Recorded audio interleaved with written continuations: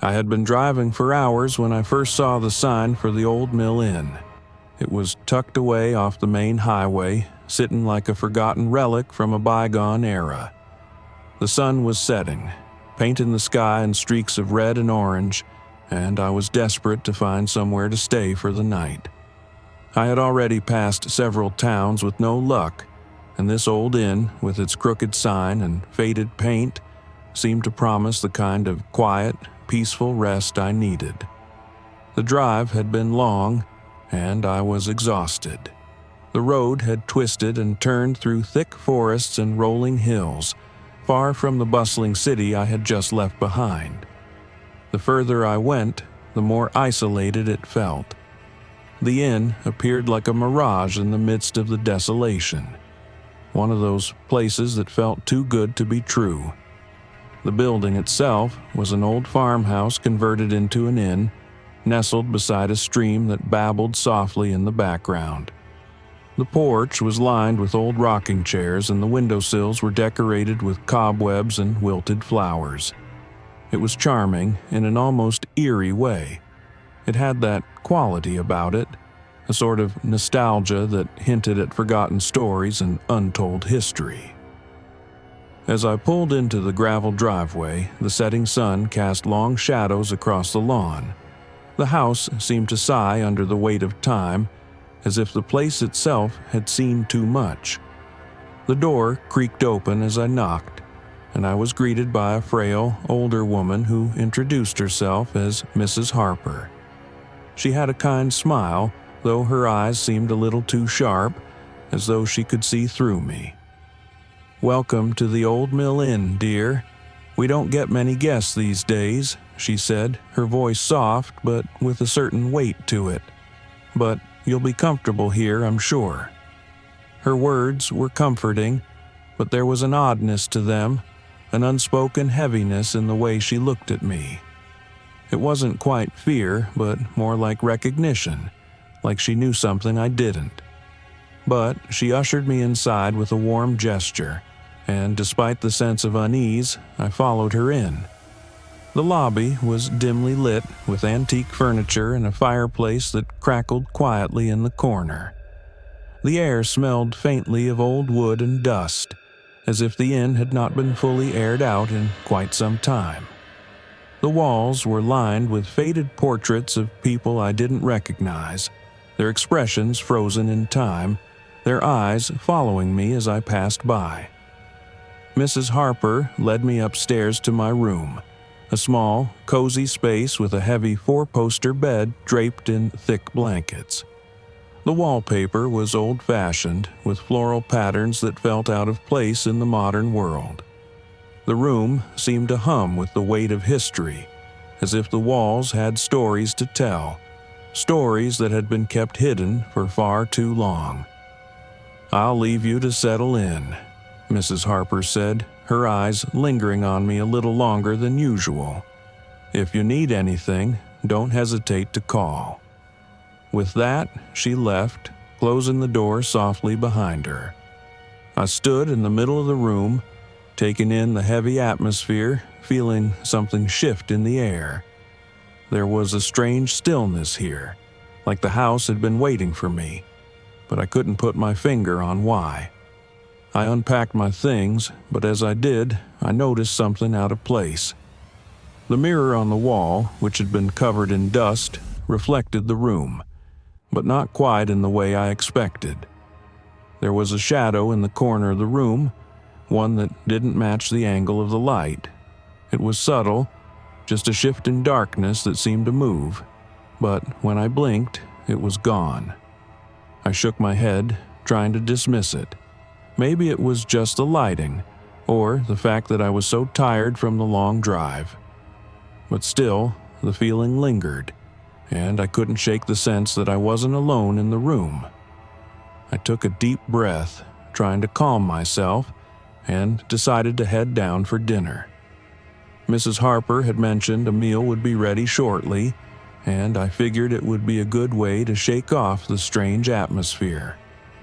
But even as I descended the stairs, the house seemed to whisper around me. Soft creaks in the floorboards, the rustle of fabric against wood. It was like the house was alive, listening, watching, and I couldn't help but feel that this was no ordinary inn. As I made my way downstairs to dinner, I tried to shake off the feeling of unease that had settled over me. The house, with its creaky floors, dimly lit rooms, and the strange air of stillness, seemed to grow heavier with each step I took. Mrs. Harper had said she would prepare a meal, but something about the way she spoke made me hesitate. There was a certain finality in her words, like there was no room for refusal. The stairs creaked under my weight as I descended, and I could hear the faint sound of the wind outside rustling the trees near the inn. The lights in the hallway flickered as I passed by, casting strange, twisting shadows on the walls. I reached the bottom of the stairs and found myself standing in the grand, dimly lit parlor. The fireplace was alight, casting flickering shadows across the room.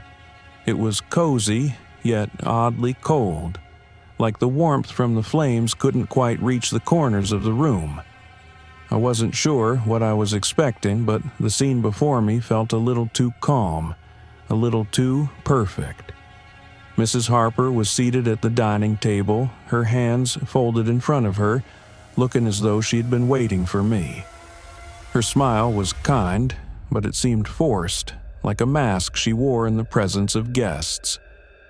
"You're just in time," she said, her voice low and gentle. "Please, have a seat." I hesitated for a moment, then sat down across from her. The table was set with an old-fashioned dinner, a roast, vegetables, bread, and some kind of soup I didn't recognize. The smell of it all was rich and inviting, and I found myself hungry despite my unease. As I began to eat, the silence in the room grew heavier. Mrs. Harper didn't speak much, but I could feel her eyes on me. It was almost as if she were waiting for me to say something first, to break the tension that had built between us. Finally, I cleared my throat. "This is very nice. Thank you for the meal." She smiled, but her eyes didn't soften. "Of course. You'll find everything you need here, Mr. Larson. The inn has been serving guests like you for generations." Her words struck me as odd. It wasn't the generations part. It was the way she said it, the heavy emphasis on it, like there was more behind the statement than she was letting on. But I didn't want to pry too much. She had already made me feel like an intruder with her overly polite demeanor.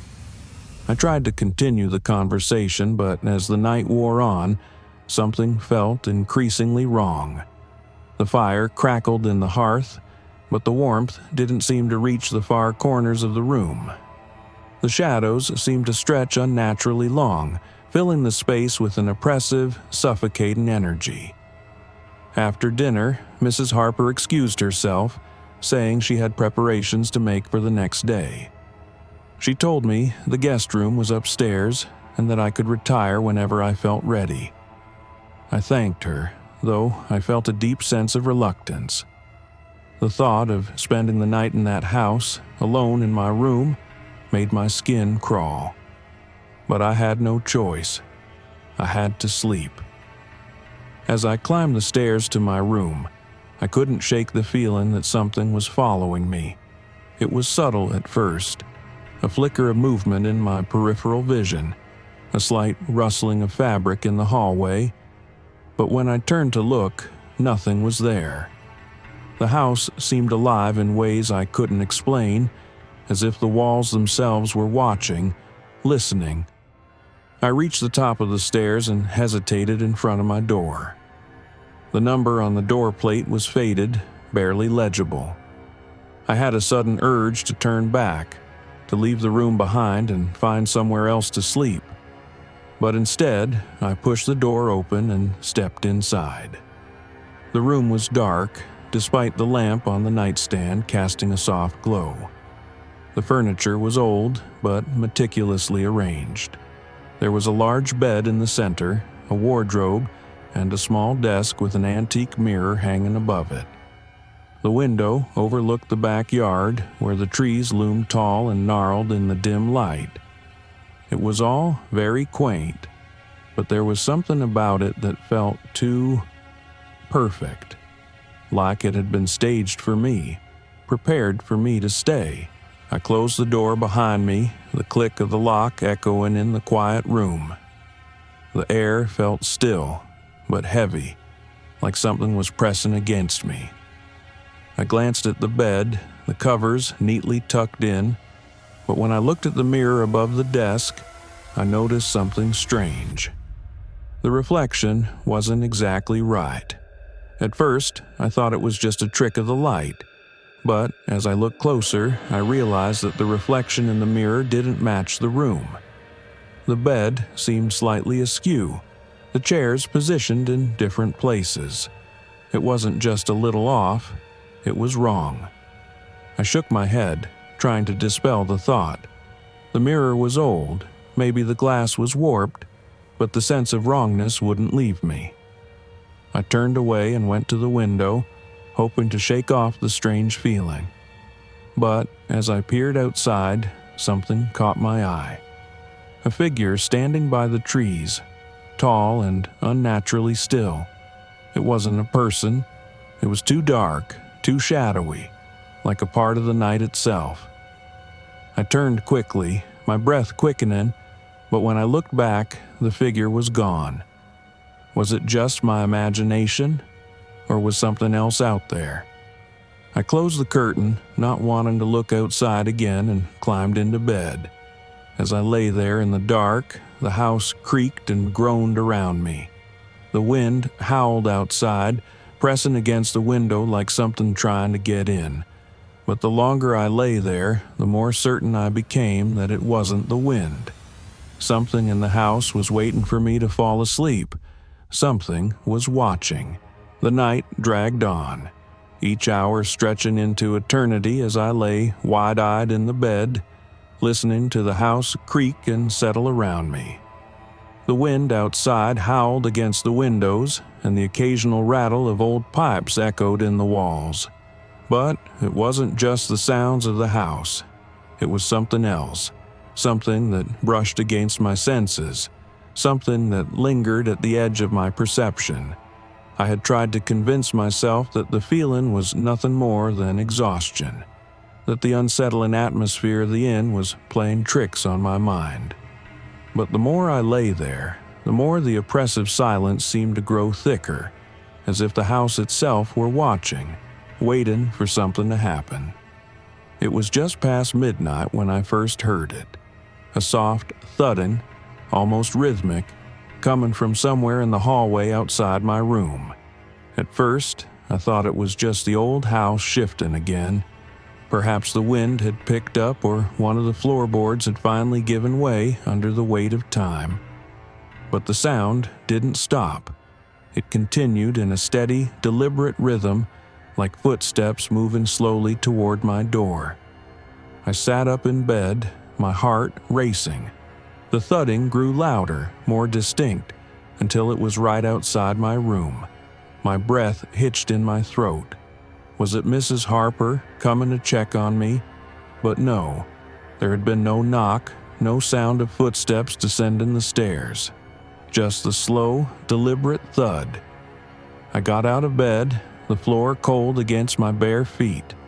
As I tiptoed toward the door, I hesitated, my hand hovering over the doorknob. Something in the pit of my stomach told me I shouldn't open it, but I couldn't help myself. The curiosity was overpowering. I twisted the knob slowly, the door creaking open with an almost unnatural groan. The hallway outside was dark, the only light coming from the dim lamp in the foyer below. The thudding had stopped, replaced now with an eerie silence. The air felt colder, and I could see my breath fogging in the chill. For a long moment, I stood there, the door halfway open, peering into the darkness. The house felt empty, but at the same time, it felt full, filled with an invisible presence, like something was waiting to reveal itself. And then I saw it. A figure standing at the end of the hallway. It was only a silhouette, barely visible in the shadows, but I could make out enough to know that it wasn't human. The figure was tall, unnaturally so, and it was standing completely still, facing away from me. There was something about the way it stood that felt wrong. It was as if it was a part of the darkness itself, blending into the shadows, but not quite. I couldn't breathe. The air had thickened, and my heartbeat hammered in my ears. The figure didn't move, but I could feel its presence pressing in on me, a suffocating force that made the hairs on the back of my neck stand on end. It was like it was waiting for something, waiting for me to make the first move. I couldn't tear my eyes away. I stood frozen, unable to look away from the figure. The longer I stared, the more I felt the air around me grow colder, the temperature in the hallway dropping rapidly. The figure turned its head just slightly. I couldn't see its face, only the shadows that seemed to warp around its features, but I felt its gaze. The pressure was unbearable. It wasn't just looking at me, it was inside me, filling my mind with an overwhelming sense of dread. I wanted to scream, but the sound wouldn't come. And then, without warning, the figure vanished into the shadows. There was no sound, no movement, just the sudden absence of it. I blinked, my eyes struggling to adjust to the darkness, and when I looked again, the hallway was empty. The only thing that remained was the oppressive silence. I slammed the door shut, my breath coming in ragged gasps. My heart was pounding, and I couldn't shake the feeling that whatever that figure had been, it was still there, waiting for me. The shadows in the corners of the room seemed to grow darker, and for the first time I realized just how alive this house really was. I stumbled back to the bed, my legs shaking beneath me. I pulled the covers up over my head, trying to block out the dark presence that seemed to seep into every corner of the room. I didn't know what it was, but I knew one thing. I wasn't alone in this house. Whatever it was, it had been here long before I arrived, and it wasn't going to let me leave without a fight. I lay there in the dark, the house now silent once more, but the feeling of being watched never left.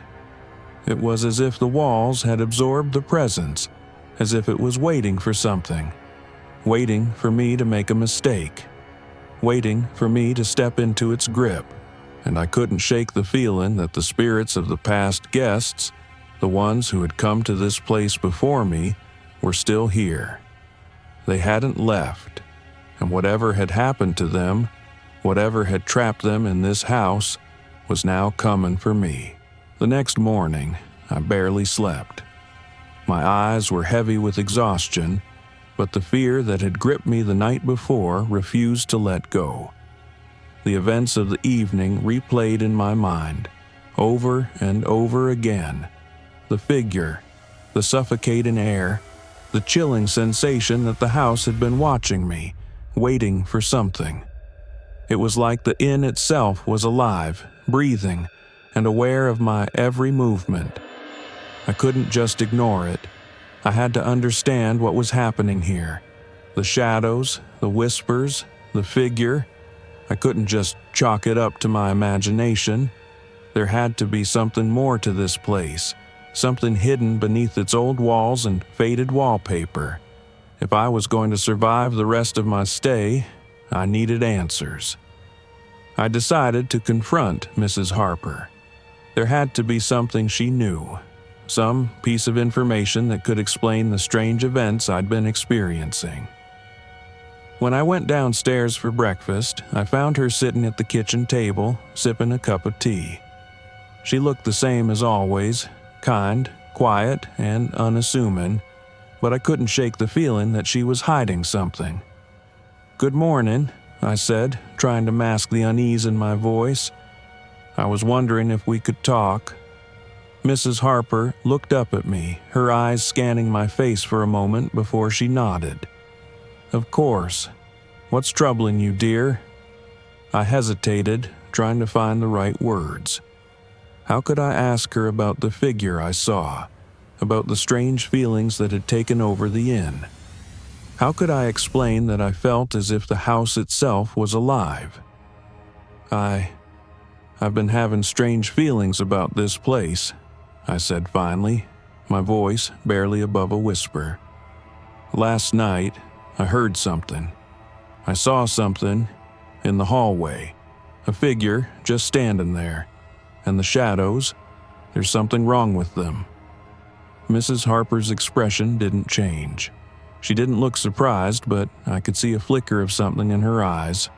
Recognition, maybe. "I see," she said softly. "You felt it too, haven't you?" I nodded, my heart pounding. "What is it? What's happening here?" She took a deep breath, setting her cup down on the table, her hands trembling slightly. "This inn. It has a long history, a history that's not easily understood." I leaned forward, my curiosity piqued. "What do you mean?" She hesitated again, her gaze drifting toward the window, as though she were searching for the right words. "Many years ago, this inn was built by a man named Thomas Weaver. He was a brilliant man, an inventor of sorts, but he was also obsessed with the supernatural. He believed in spirits, ghosts, entities from other worlds, and he spent much of his life trying to communicate with them. This inn was meant to be his gateway, a place where he could reach beyond the veil, make contact with the other side." I felt a chill run through me as she spoke. It was starting to make sense. Too much sense. The strange atmosphere, the presence I had felt, the shadows that moved in ways they shouldn't. "Did he succeed?" I asked, my voice barely above a whisper. "Did he open a door?"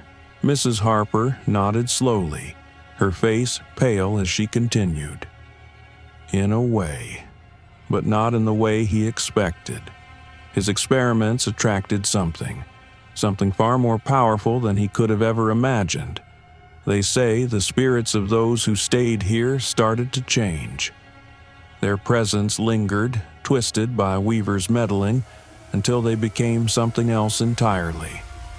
The house, it grew stronger. The spirits of past guests never left. They're trapped here, waiting for the next to arrive, waiting for the next person to open the door." I swallowed hard. The air in the room felt thicker now, suffocating. "And the clowns, the ones I've seen around the carnival, what do they have to do with all of this?" Mrs. Harper's face darkened. She leaned in closer, her voice dropping to a conspiratorial whisper. "The clowns are a manifestation of the spirits themselves. They're not just performers. They're guardians of the gateway Weaver opened. They watch over the guests, waiting for the right moment to pull them into the darkness." I could barely process what she was saying. The clowns, guardians? The very idea made my skin crawl, but the pieces were starting to fall into place. The carnival, the spirits, the strange, unsettling feeling I had every time I encountered them, it was all connected.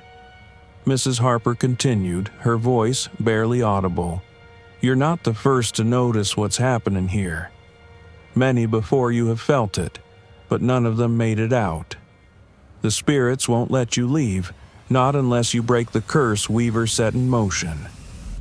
I felt a knot tighten in my stomach. How do I break it? Mrs. Harper looked at me, her eyes filled with something. Fear, maybe, or something darker. "You must find the heart of the house. You must confront the spirits who have been trapped here for so long. Only then can you close the gateway. Only then can you break free." She paused, her eyes flickering to the door, and then back to me. "But be careful. The spirits don't want to be freed. They'll do anything to keep you here." I stood up slowly, my legs unsteady. "I have to do it. I have to leave. I don't care what it takes." Mrs. Harper gave me a small, almost sad smile. "Then you must face them. The clowns, the shadows, and Weaver's legacy. But be warned, you're not just fighting for your life, you're fighting for your soul." The weight of her words sank in. The carnival, the spirits, the clowns, everything was connected by this dark, unseen force. I had to end it. I had to close the gateway before it consumed me completely. I left Mrs. Harper's room, my mind spinning with everything I had just learned. Her words echoed in my head, swirling in my thoughts like a storm I couldn't escape. The inn, the spirits, the clowns. This place was a twisted labyrinth of secrets, a cursed structure that had been feeding on its guests for decades. And now, I had unknowingly become part of it. The hallway felt colder than before, the air thick with an oppressive silence. I tried to steady my breathing, but the fear that had gripped me tightened around my chest. I had to confront the spirits, find the heart of the house, and somehow close the gateway that had been opened by Weaver's reckless experiments. The idea of facing the very things that haunted this place, things that had been trapped for so long, was almost too much to bear. But I couldn't turn back. Not now. I walked down the hall, past the room where I had seen the figure, past the portraits of long-dead guests whose eyes seemed to follow my every step. The house itself felt alive now, its walls breathing, its floors creaking under the weight of something hidden deep within. The shadows stretched unnaturally, flickering at the edges of my vision. Every corner I turned, every room I passed, felt like it was waiting for me to make a mistake. I reached the stairs and stopped, my hand resting on the railing. The house seemed to be pressing against me, as if it were alive, as if it were aware of my every move. The shadows swirled around the base of the stairs, beckoning me forward, but I knew better than to let them pull me into their grip. I had to find the heart of this place, the source of the curse, the spirits, the clowns, the strange energy in the air. It was all connected. The inn had to be stopped. I ascended the stairs, my footsteps hesitant, my heart racing in my chest. The second floor was quieter than before. Too quiet. The rooms were dark, the doors closed, and the air was thick with a sense of unease. I knew that somewhere in this house I would find the truth, but I didn't know if I was ready for what it might reveal. I reached the end of the hallway, where I found a door that had been locked during my previous exploration. The key, Mrs. Harper had said, was to the heart of the house. This was it, the place where I would confront the spirits and, hopefully, close the gateway that had been opened so long ago. But as I turned the key in the door, something shifted in the air. The atmosphere grew heavier, darker. The shadows in the hallway grew longer, stretching toward me like claws reaching out of the darkness. I pushed the door open slowly, my breath caught in my throat. The room was vast, filled with old furniture draped in white sheets. The furniture, however, wasn't the first thing that caught my attention. It was the mirror. The mirror stretched across the entire far wall, its surface cracked and worn, as though it had seen centuries of use. It wasn't the mirror that bothered me, though. It was the reflection. For a moment, I didn't recognize the face staring back at me. It was me, but not quite. My eyes were wide with fear, but there was something wrong with the reflection. The figure in the mirror seemed distorted, twisted, as though it was moving independently of me. The figure smiled. I smiled, but the grin was not mine. It was grotesque, exaggerated, like something far too familiar, something that I couldn't place. Suddenly, I felt cold hands brush against my neck. The sensation made my skin crawl, and I whirled around to find no one there. I stumbled back, bumping into a chair, my breath coming in short gasps. The room had changed. The air felt colder, denser, and the shadows in the corners of the room seemed to flicker like a fire that couldn't decide if it wanted to burn or die out. I turned back to the mirror, but the reflection had changed. My smile was gone, replaced by something else. Eyes that weren't mine. The face in the mirror began to twist and warp, its features stretching like a cruel parody of my own. The shadows inside the reflection moved, and I could feel them. Them, reaching out to me, pulling me into the glass. The room was suffocating now. The weight of the house, the curse, had grown unbearable. The spirits were here, watching me, waiting. I could feel them in the walls, in the very air I breathed. The mirror was no longer a reflection. It was a portal, a doorway into something darker. I stepped forward, my eyes locked on the twisted face in the mirror. And then, for a split second, I saw it. A figure, hidden in the darkness behind me, standing at the edge of the room. It was tall, its features obscured by the shadows. But I knew what it was. The ringmaster. The figure took a step forward, and suddenly, the air grew thick with a coldness I couldn't escape. The shadows behind him twisted and writhed, like snakes uncoiling, ready to strike. The whispers returned, louder this time, filling the room with voices that sounded like 100 people speaking at once. "You can't escape." The ringmaster stepped into the light, his face obscured by the brim of his hat, but his eyes, those dark, hollow eyes, met mine. I felt my legs give way beneath me, my breath caught in my throat.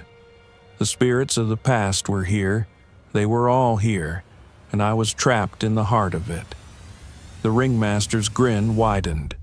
"You belong to the carnival now." I had nowhere to run.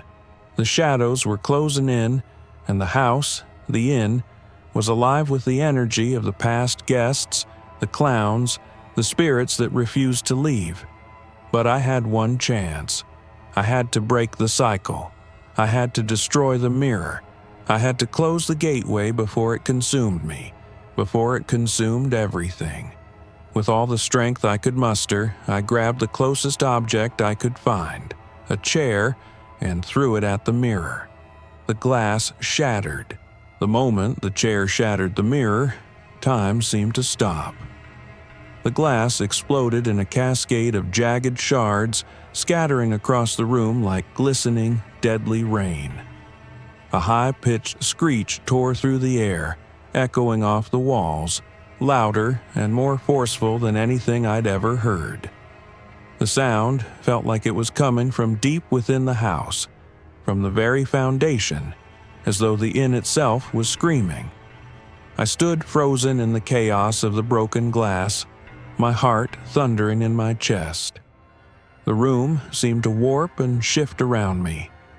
The shadows that had once merely lingered in the corners of the room were now alive, twisting and spiraling in the air, their forms taking shape, becoming more distinct, more real. The ringmaster's grin widened as he stepped forward, his eyes glinting with dark amusement. The air was thick with tension, and the floor seemed to pulse beneath my feet. The spirits of past guests, of those trapped here for so long, were coming through. They were no longer hidden in the darkness. The moment the mirror shattered, they were free to roam the inn once more, and I was in the center of it all. "You think you've won?" the ringmaster said, his voice low and smooth. "The carnival has always had a way of keeping things. You are now part of it. You can never leave." I shook my head, trying to push back the rising panic. The spirits, the clowns, they were all around me now, moving in the shadows, their forms shifting and distorting. They circled, their eyes glowing, their grins stretched too wide. The air felt suffocating, the weight of the inn pressing in on me, pulling at my every thought. "No," I screamed, trying to steady my breath. "I won't be a part of this." But the ringmaster was unmoved, his expression unreadable beneath the brim of his hat. "You open the door," he said, his voice a soft whisper now, a haunting reminder. "The moment you stepped into this house, you were already part of it. It was waiting for you." I could feel the walls closing in, the shadows lengthening, reaching for me like claws. I stumbled backward, but the ringmaster's eyes followed me, never leaving me for a moment. He was the keeper, the one who had watched over the gate for so long. And now that it was open, I realized with a sickening clarity that there was no escaping. The spirits surrounded me, their faces shifting from that of guests, happy, joyful, innocent, to something darker, something twisted.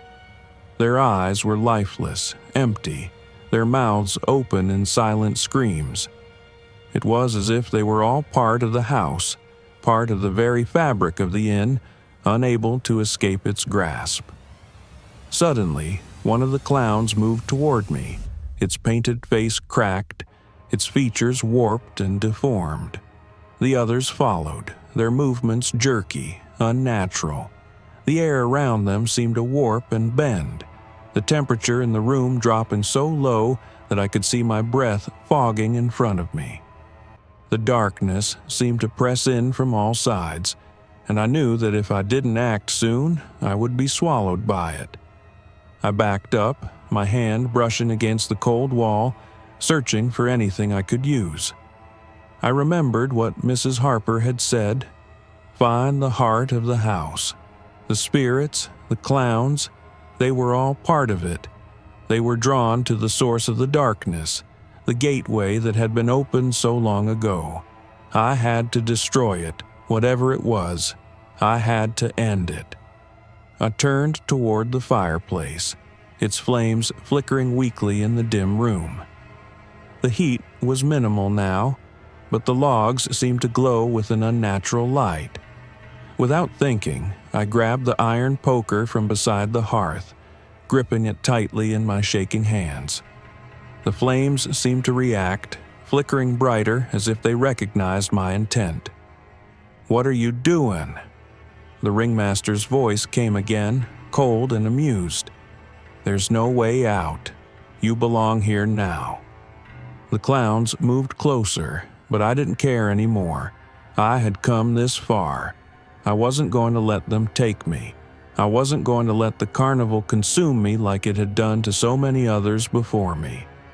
I swung the poker with all my strength at the nearest clown, aiming for its distorted face. The moment the iron connected with its painted cheek, the figure shrieked in pain. It didn't fall, but it staggered back, its body warping, its form flickering like a bad signal on a television. The other clowns hesitated, and in that moment, I realized something. This wasn't just about fighting the clowns. It was about destroying what they represented, the spirit of the carnival itself. I swung again, harder this time, aiming for the base of the fireplace. The poker struck with a loud clang, the iron digging into the stone beneath it. The room shook violently, the floor beneath me creaking as if the house was in agony. The clowns screeched and flinched, their forms beginning to crack, splitting like broken glass. The shadows in the room pulsed and writhed, but the more I struck the base of the hearth, the weaker they became. It was as if the source of the darkness, the energy that had been feeding on me, was being pulled away. The spirit's wails grew louder, the tension in the air more unbearable, but I didn't stop. I couldn't stop. With one final, forceful blow, I struck the hearth. There was a blinding flash of light. The entire room seemed to quake as the flames roared to life, enveloping everything in a brilliant blaze. The clowns shrieked, their forms disintegrating into smoke, and the shadows were swallowed up by the light. For a moment, everything went silent. The air was still. The house had stopped its groaning. I looked around, my breath ragged, and saw that the spirits had disappeared. The inn, for the first time since I'd entered, felt empty. The heavy weight of the darkness was gone, and I felt the pull of it lift from my chest. I collapsed to my knees, the poker still clutched in my hand, my heart still racing. The carnival was gone. The clowns were gone. The shadows, the voices, all of it was gone. The gateway had been closed. But as I stood up, I couldn't shake the feeling that the carnival hadn't left completely. It was still out there, waiting for someone else to stumble into its grasp. And someday, it would find them.